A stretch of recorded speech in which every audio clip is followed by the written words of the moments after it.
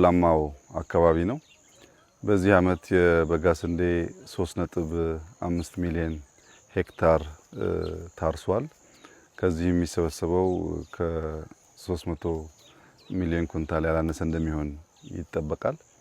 በዚህ አሁን ባለንበት አካባቢ ምስራቅ ሐረርጌ ቆላማው አካባቢ ማህበረሰቡ ከ4፣ 5፣ 6 አመት በፊት የሚኖረው በሴፍቲ ኔት ነው።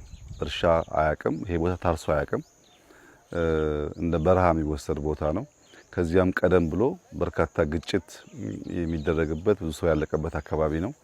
አሁን መለስተኛ ግድቦች እየገደብን በካናል በበጋ ስንዴ የጀመርነውን ስራ ከጀመርን በኋላ በዚህ አካባቢ ወደ 1000 ሄክታር ገደማ ታርሷል። አሁን በጣም የሚያስደንቀው የዛሬ 3-4 አመት እዚህ አካባቢ ወደ 1.1 ሚሊዮን የሚጠጋ ህዝብ በሴፍቲ ኔት ይኖር ነበር። አሁን 74% ነፃ ወጥቷል። የቀረውን 26% በሚቀጥሉት ማክሲመም 2 አመታት ነፃ እናውጣ ብለው እየሰሩ ነው ያሉት እና ከተረጂነት ወጥተን የኛን ሀብት ተጠቅመን ራሳችን መመገብ የምንችልበት ጅማሮ ስራ በጣም ፍሬ እያፈራ ካለባቸው አካባቢዎች አንዱ ምስራቅ ሐረርጌ ነው። ዛሬ ያየነውም ዘ ሆል ቫልዩ ታርሷል። ስንዴው ለአጨዳ ደርሷል።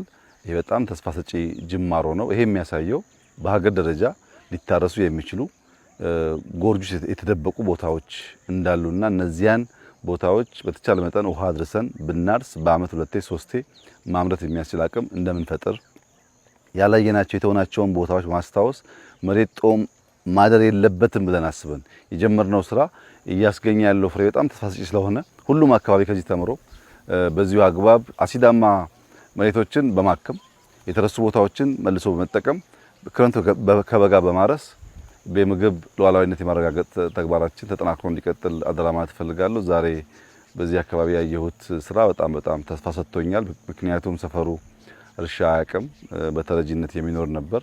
ራሱ አርሶ ራሱ መግቦ ከተረጂነት ነፃ ለመውጣት የሚደረገው ጥረት ትክክለኛ ነፃ የመሆን ነፃነትን የማወጅ ጉዞ ሂደት አካል አድርጌ ስለምወስደው ሁሉም የኢትዮጵያ ማህበረሰብ በቂ ቦታ አለን፣ በቂ ውሃ አለን። መትጋት መስራት ማየት ከቻል ኢትዮጵያ መርዳት የሚገባት ሀገር አይደለችም። ራሷን መገብ ትችላለች።